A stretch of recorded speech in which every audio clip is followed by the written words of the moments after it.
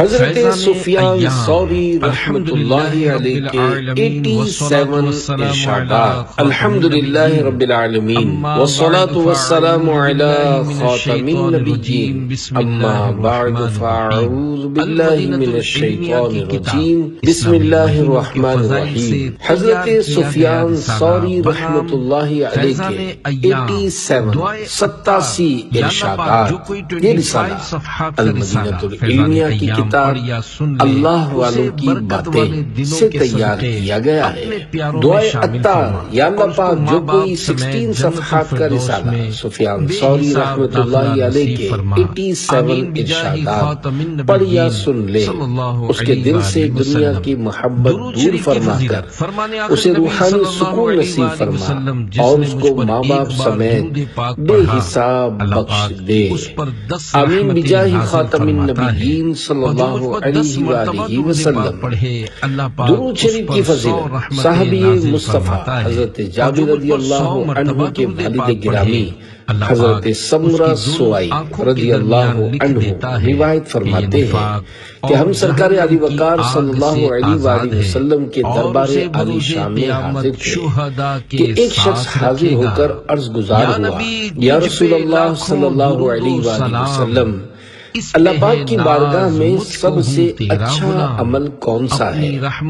تو محبوب خدا صلی اللہ علیہ وآلہ وسلم نے ارشاد فرمایا، سچ بولنا اور امانت ادا کرنا۔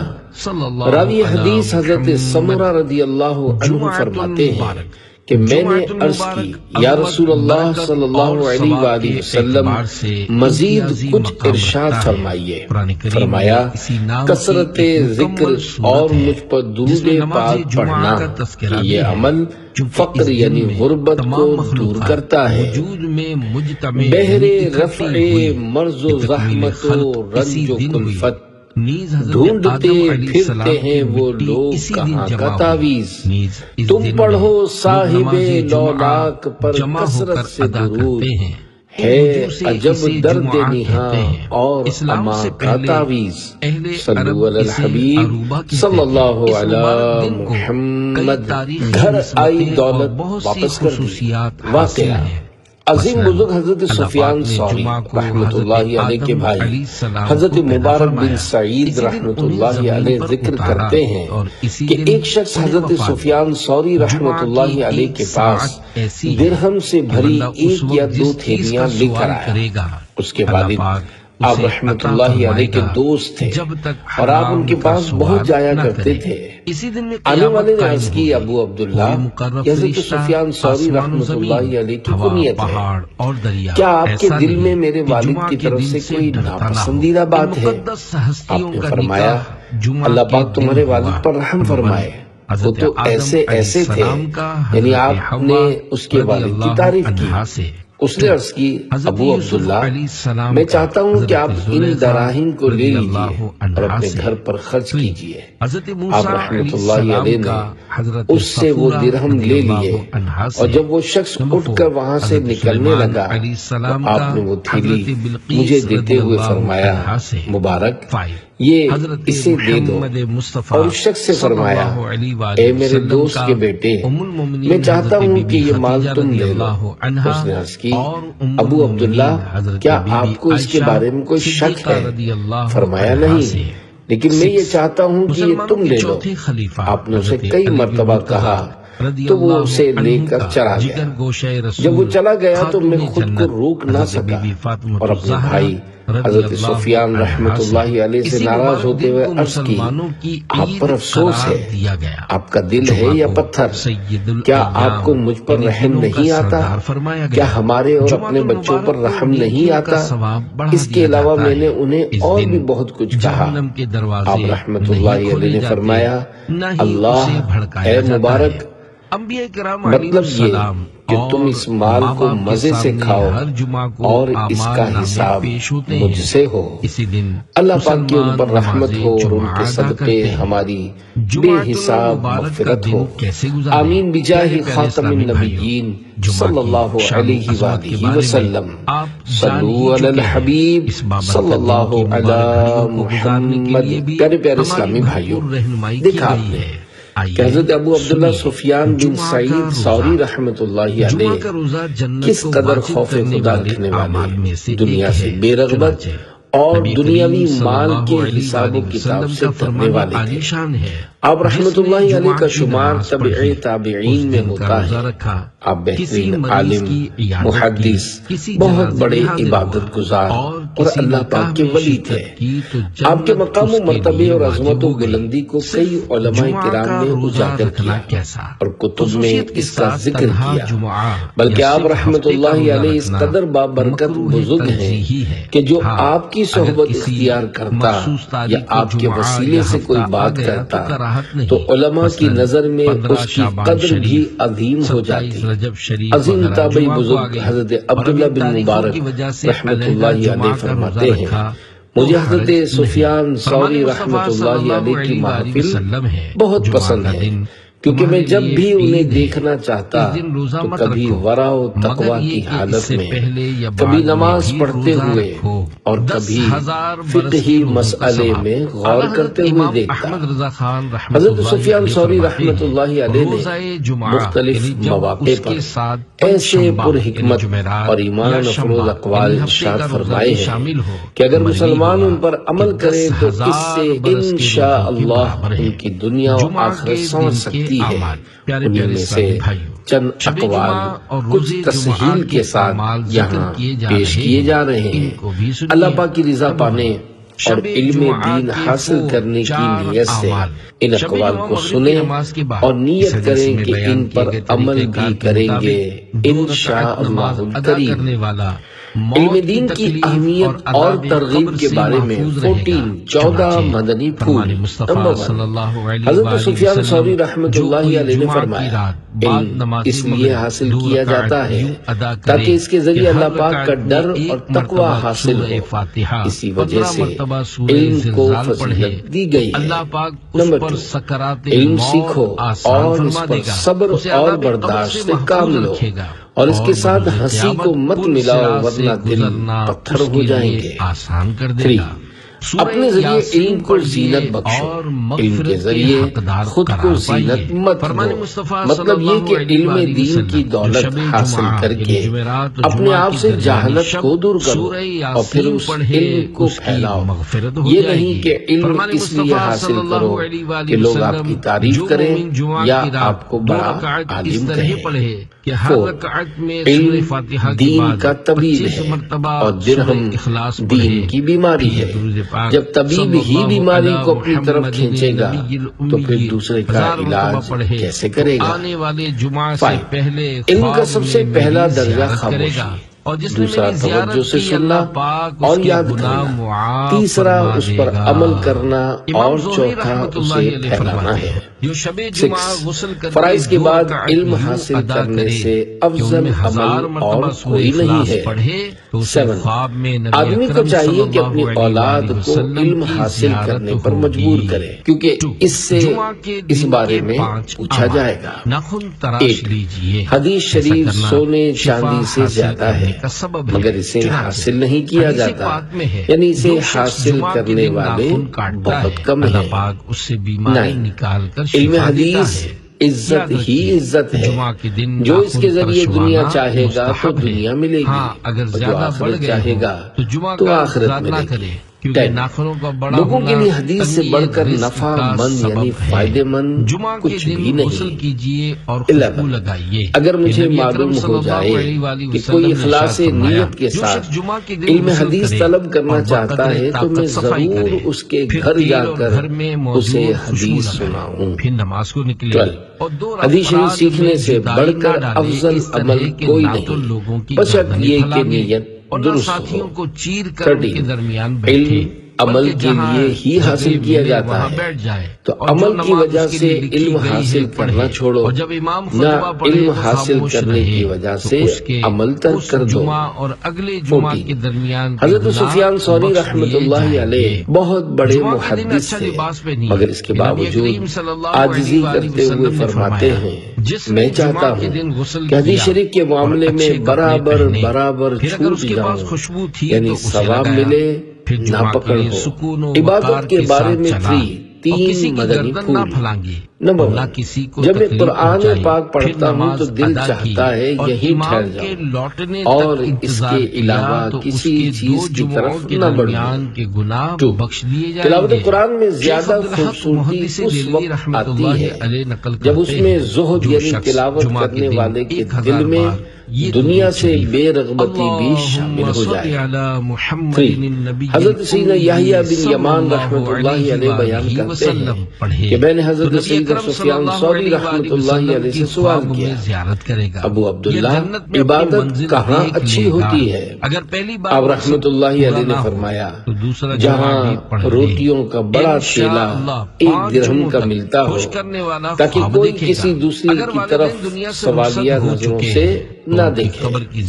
مطلب یہ کہ عبادت اس مقام پر زیادہ سکون سے ہوتی ہے جہاں لوگوں کی بنیادی ضرورتیں آسانی سے پوری ہو جائیں، جیسے کھانے پینے کی چیزیں سستی ہوں تاکہ کوئی بھوک یا محتاجی کی وجہ سے دوسروں کے سامنے سوال یا امید بھری نظر نہ اٹھائے۔ خوف خدا کے بارے میں 3 مدنی پھول۔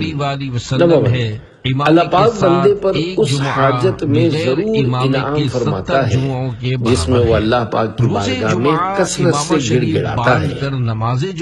2، جب ہم دین میں کوئی سخت وعید یا ڈرانے والی بات سنتے ہیں تو ڈر جاتے ہیں، اور جب رحمت یا نرمی والی بات سنتے ہیں تو مسلمانوں کے لیے اس کی امید رکھتے ہیں۔ ہم نہ فوت ہونے والوں پر جنتی یا دوزخی ہونے کا فیصلہ سناتے اور نہ زندوں کا حساب کرتے ہیں۔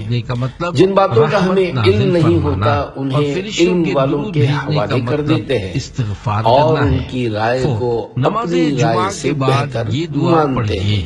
3، جب تک خوف خدا کی شدت نہ ہو عبادت پر استقامت پانا مشکل ہے۔ حب مال اور دنیا سے بے رغبتی کے بارے میں 20 مدنی پھول۔ نمبر 1، دنیا کو دنیا اس لیے کہتے ہیں کہ یہ دنیا یعنی گھٹیا ہے، اور مال کو مال اس لیے کہتے ہیں کہ یہ مالدار کو ٹیڑھا کر دیتا ہے۔ 2، مال کو مال اس وجہ سے بھی کہا جاتا ہے کہ وہ دلوں کو مائل کرتا ہے۔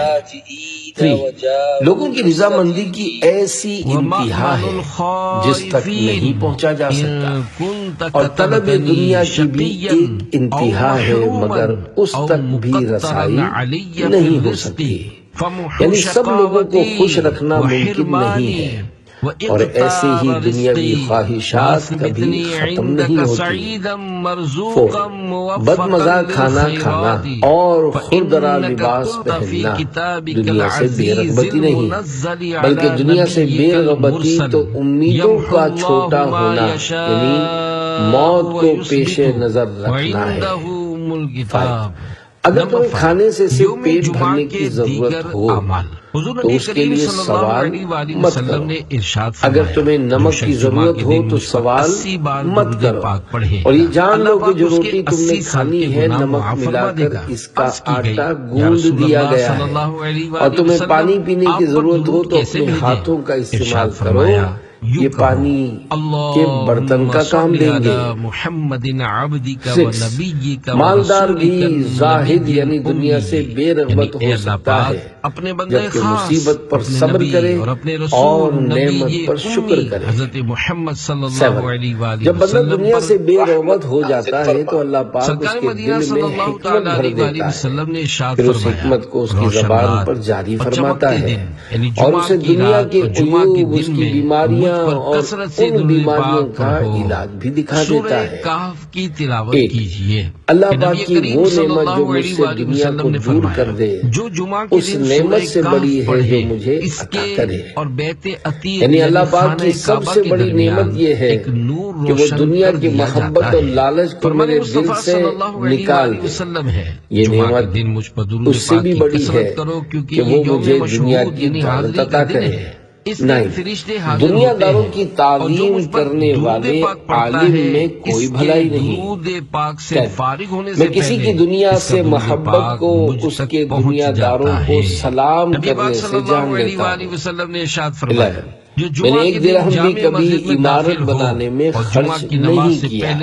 31/7 آپ رحمت اللہ علیہ کا یہ عمل دنیا سے بے رغبتی کی اعلیٰ درجے کی دلیل ہے۔ 12 اگر تمہیں اس بات کی استطاعت ہے کہ اپنی زندگی میں بلا ضرورت اور بلا حاجت شرعی کسی سے میل جول نہ رکھو تو ایسا ہی کرو۔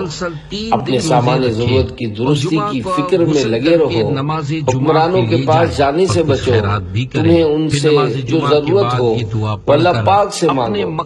پیش آنے والی ہر بات میں اللہ پاک کی پناہ لازم پکڑو۔ تمام لوگوں سے بے نیاز رہو اور اپنی ضرورتیں اس کے سامنے رکھو جس کی بارگاہ میں ضرورتوں کی کوئی حیثیت نہیں۔ صاحب بصیرت شخص کی نگاہ میں دنیا کا اکثر حصہ بدترین ہے۔ 14 جس بھی شخص کو دنیا سے کچھ دیا گیا اس سے یہ کہا گیا کہ اسے لے اور اس کے برابر غم بھی لے۔ لا تأخذه سنة ولا نوم زہد اختیار کرو، اللہ پاک دنیا کے راز تم پر ظاہر فرما دے گا۔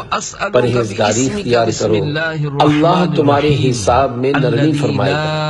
مشکوک کام چھوڑ کر وہ کام کرو جو تمہیں شک میں نہ ڈالے اور شک کو یقین سے زائل کرو، اس سے تمہارا دین سلامت رہے گا۔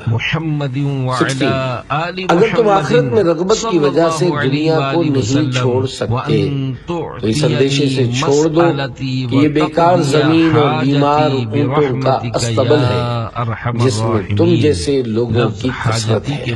17 جس نیک عمل کی وجہ سے تم فوت شدہ لوگوں پر رشک کرتے ہو وہی خوبی اگر کسی زندہ شخص میں دیکھو تو اس پر بھی رشک کرو، یعنی صرف مرنے کے بعد نیکیوں کی قدر نہ کرو بلکہ زندوں میں بھی نیکی دیکھ کر ان کی قدر کرو۔ جب بھی دنیا سے ہمارے پاس کچھ کام آیا تو ہم نے یہی چاہا کہ اس پر راضی کوئی شخص مل جائے تو یہ اسے دے دے۔ 19 دنیا کی مثال شہد لگی روٹی کی طرح ہے، اگر اس پر کوئی مکھی بیٹھتی ہے تو وہ روٹی اسے پروں سے محروم کر دیتی ہے اور اگر وہ خشک روٹی پر بیٹھے تو محفوظ رہتی ہے۔ مچھلی کے شکار کو تمہارے لیے دنیا میں سب سے اچھی چیز وہ ہے جو تمہیں دنیا میں آزمائش میں نہ ڈالے، اور اگر تم کسی چیز میں آزمائش میں مبتلا ہو جاؤ تو تمہارے لیے بہتر یہی ہے کہ وہ چیز تمہارے پاس سے نکل جائے تاکہ تم آزمائش سے بچ سکو۔ یعنی اصل بھلائی اس میں ہے کہ دنیاوی چیز تمہارے لیے فتنہ یا گناہ کا سبب نہ بنے، اور اگر بن رہی ہے تو اس کا نہ ہونا ہی تمہارے حق میں بہتر ہے۔ موت، قبر اور آخرت کے بارے میں 12 مدنی پھول۔ نمبر 1 جس طرح تمہیں موت کا علم ہے اگر اسی طرح چوپائیوں کو بھی ہوتا تو تمہیں کوئی بھی موٹا تازہ جانور کھانے کو نہ ملتا۔ اور میں چاہتا ہوں کہ میں نے کبھی اپنے لفظ کے علاج سے زیادہ دشوار علاج کسی شے کا نہیں کیا، کبھی وہ میرے خلاف ہوتا اور کبھی موافق۔ 3 اے ہوشیار شخص، زندگی گدلی ہے، اس کی صفائی موت اور قبر کی ہولناکی کو یاد کرنا ہے۔ لوگوں نے سوچ بچار کے بعد دنیا کو برا کہا ہے جو اندرائن یعنی کڑوے پھل کی طرح اوپر سے خوبصورت اور انداز سے انتہائی کڑوی ہے۔ زمانے کے حوادثات ہمیشہ سے اس کے ساتھ جڑے ہوئے ہیں اور اس کی مصیبتیں پتھروں پر بہتے تیز پانی کی طرح ہیں۔ جب تو دنیا سے تقویٰ کا توشہ لے کر نہیں جائے گا اور موت کے بعد ایسے شخص سے ملے گا جس نے تقویٰ کو اپنا توشہ بنایا تھا تو تجھے شرمندگی ہوگی کہ تو اس کے جیسے کیوں نہ ہوا اور تو نے ویسے ہی تیاری کیوں نہ کی جیسی اس نے کی۔ 5 جب مردہ چارپائی پر ہوتا ہے تو اسے کہا جاتا ہے لوگوں سے اپنی تعریف سنو۔ 6 جب کسی مرے ہوئے شخص کا تذکرہ ہو تو اس کے بارے میں